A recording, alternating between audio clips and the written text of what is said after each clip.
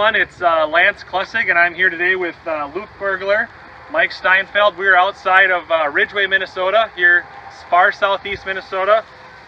We're in an interseeded crop field, a cornfield. But first off, guys, tell us a little bit about how many acres you guys farm and graze. Luke? I'm in that 200 acre mark, about 70 acres of grass, and run brood cows on that grass. I run about 160 acres,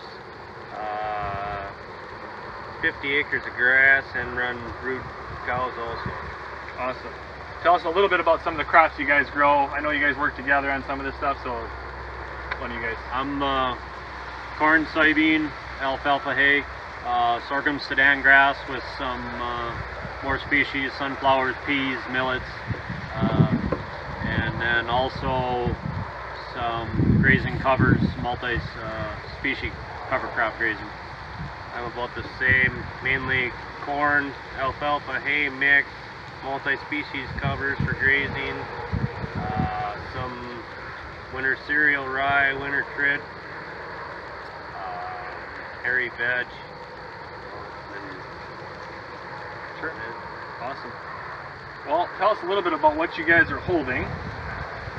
Mike, go ahead. I guess this purple top turnip, mainly part of the interseeded mix for the corn I planted this year. And where did you guys pull that from? This was from the outside edge here. Obviously had more sunlight, more growth. Luke, walk us through about when you planted this corn. What date, roughly? And what population? We're in, let's just say May 20th. Ran about 36,000 population, and we were in here in June 22nd with about 22 to 25 pound 15 way interseed mix. Okay. And can you guys tell us a little bit about how many species and kind of the base of the interseed mix? A few base are ryegrass, several species of clovers, and a lot of your common brassicas. Awesome, awesome.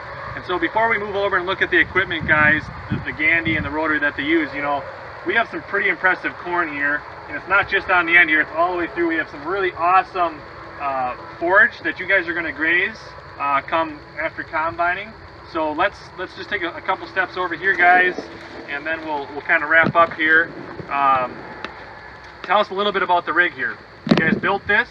We did. Basically, 6-row rotary hoe that we stripped down to go in between the corn rows, and we purchased the Gandy and added that on and made it so it fits between the corn rows. Blow our seed out on the corn. Never look back. Awesome. And you guys built it this winter? Correct. Right. So tell us a little bit about, so we have some pretty impressive yield here, guys. You know, we were talking about this probably 170, 180, 185, I don't know, bushel corn, so solid corn. Are you guys worried about maintaining yield? I'm not worried about maintaining it, even if it's off my averages. The value I can get out of having a cover in here, all the way from erosion control, nutrient cycling, and the grazing aspect of it, will far more than make up for any bushels lost. Tell us a little bit about how many months or days of grazing you guys are going to get this after the combine goes through here in 45 days or a month, if you had to guess. Is it going to be a month of grazing? Is it going to be 6 weeks of grazing? I mean, I know it depends on snow, but...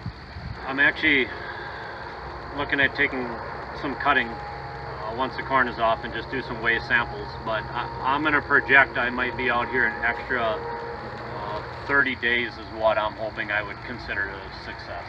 Awesome, awesome.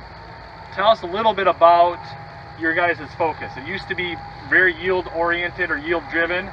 You've now jumped to a different paradigm. Tell us a little bit about that. I guess we're more looking at return on investments rather than bushels or profits per acre, rather than the amount that we're getting. Cutting our inputs and using more plants and soil health principles, I guess, to increase our net gain. Awesome. And so Luke and Mike are doing a really awesome job. They're a couple years into this journey.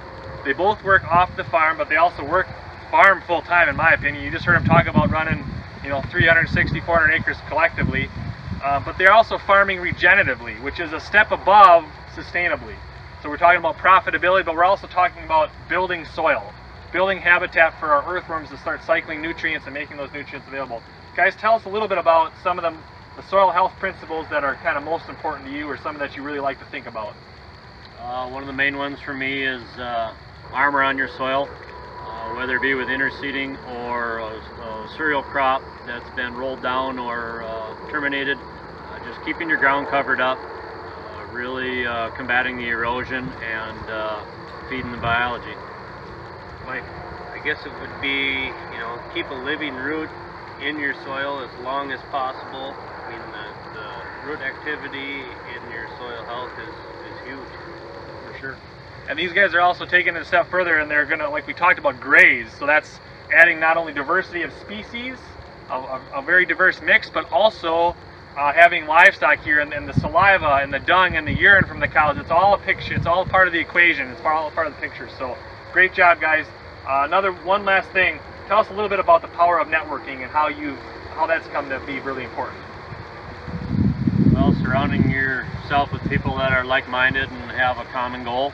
I guess real quick, 5 of us jumped in a pickup, went to see Gabe Brown after reading his book.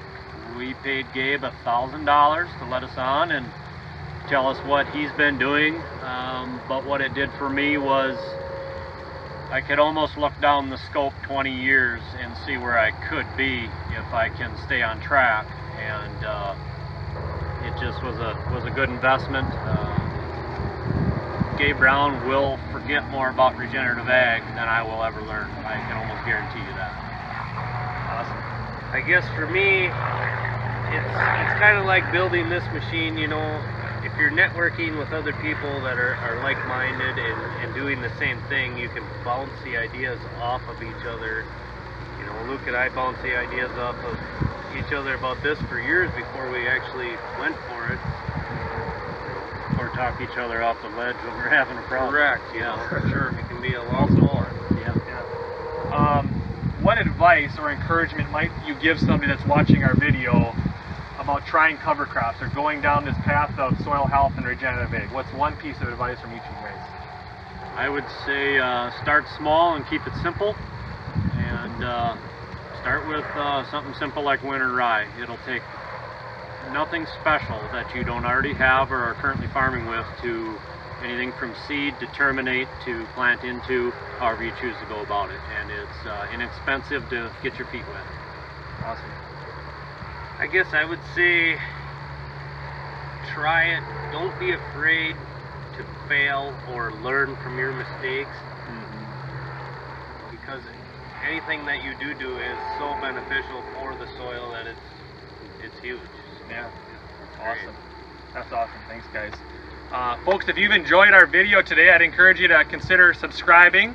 And so lastly, just to wrap up, it's Lance Klessig, Luke Bergler, Mike Steinfeldt. These guys farm in southeast Minnesota here near Ridgeway. And so we just want to thank you for joining us, and choose to make it a great day. So thanks, everyone.